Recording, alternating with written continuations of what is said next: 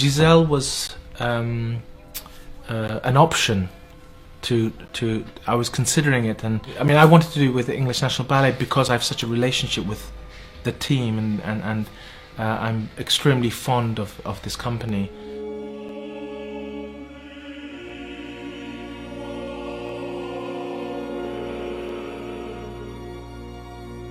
The process of collaborating with Akram for Dust was fascinating.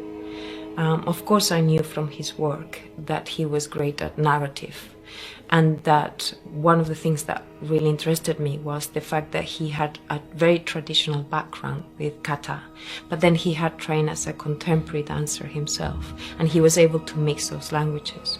What we saw in Dust is that he was also able to absorb part of the classical language and the classical way of movement that dancers have in English National Ballet.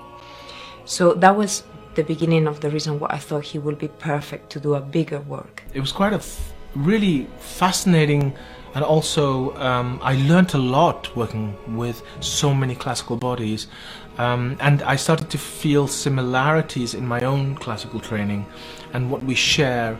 So what was very important was that I had to really commit to the classical body and find my material or the language or the aesthetic within their body.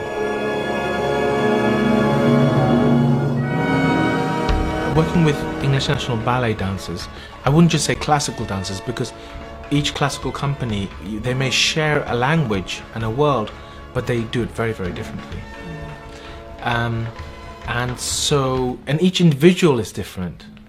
I think one has to constantly be aware that even though they all speak the same language, each person has their own quality, also flaws.